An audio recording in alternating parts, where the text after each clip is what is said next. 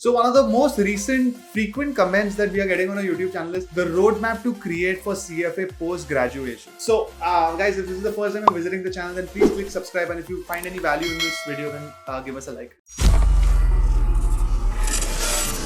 What is the roadmap for a graduate who wants to take up CFA? So here I'm making the assumption that you've completed your college. It could be most likely in commerce, but it could be engineering as well.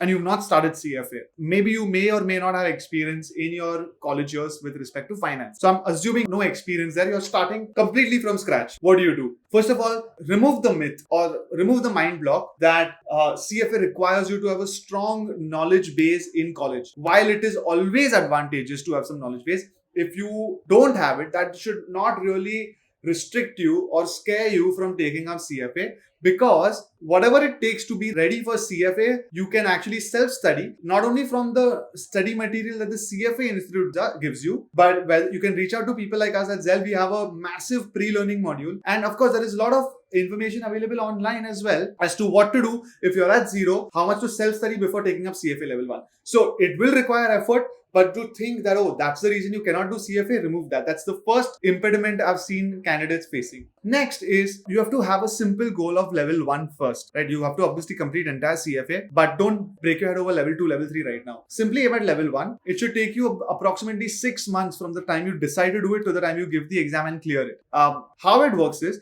the training for level 1, which has 10 subjects and with revisions of the recent past from the new CFA guidelines, which by the way, we made a video on so you can help you. The new guidelines also give you, again, pre-learning module from the institute as well as from institutions like ours. So you aim at level 1. It has 10 subjects. There is a very simple way of which subject to take first. There is simple topics like financial statement analysis. There are interesting topics which new people find easy to catch up with, which is quantitative analysis if you all are good with math, or economics. And for whatever reason, if it clicks, then subjects like equity and derivatives, which are less ratio weightage in level 1, some people on day 1 might just start enjoying. So it should take you approximately 6 months from the time you decide to appear for CFA level 1 to the time you give the exam, where you can study all the 10 subjects quite comfortably.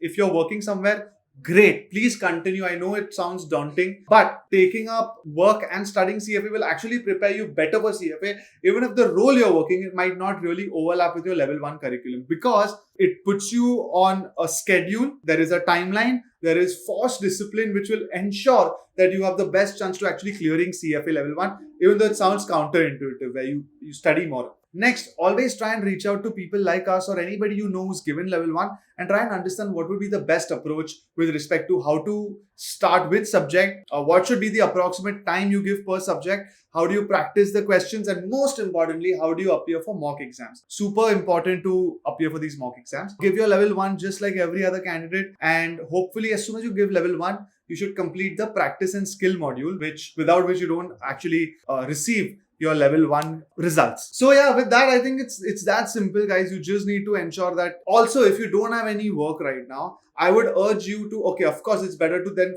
put full focus on level 1. But if you can, somewhere in the middle, take up something, or if you're absolutely uncomfortable with the thought, then as soon as you give your level 1 exam, please start looking for some kind of a job. Hopefully by then you can even get a decent job in the field of finance, because you can show people that you've appeared for level 1. As soon as you're done with level 1, you must try and quickly complete level 2 and level 3, because the last thing you again want on your head is you use reasons like I'm too busy or I have a lot of work and not complete your CFA level 2, level 3, which will actually be the reason that your work becomes better at a better position. So you might as well aim and be relentless with level 2, level 3. See, level 1 is great because it gives you momentum. So as long as you're done with level 1, you know that at least you're on your way. And then maybe even if it's too tough for level 2, level 3, you'll be forced to appear for it along with the job. Again, that gives you the advantage of saying that if I complete level 2 and level 3, I know that not only is your CV going to become better, you can actually go and ask for promotions, you can look for better profiles, better opportunities, maybe even go overseas. So completing level 2, level 3 with your work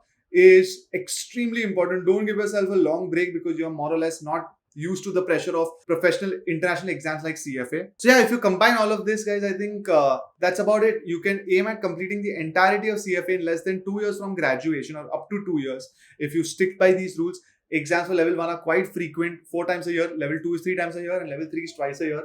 So it also gives you enough of a chance. If you really by chance cannot give level 1 or level 2 or level 3 in that attempt you aim, it's going to be coming quite soon, and you'll force yourself to give it by that time. Don't break your head over fees at this point, because it's more important that you'll end up clearing it. You will make the return of your fees in the first year of having a good profile with a good package. You'll be making up all your investment in a qualification like CFA. So yeah, I think this is covering majority of the aspects. I hope that if I missed anything, please let me know. And I hope that I've covered everything that you need to understand on your roadmap post-graduation for CFA.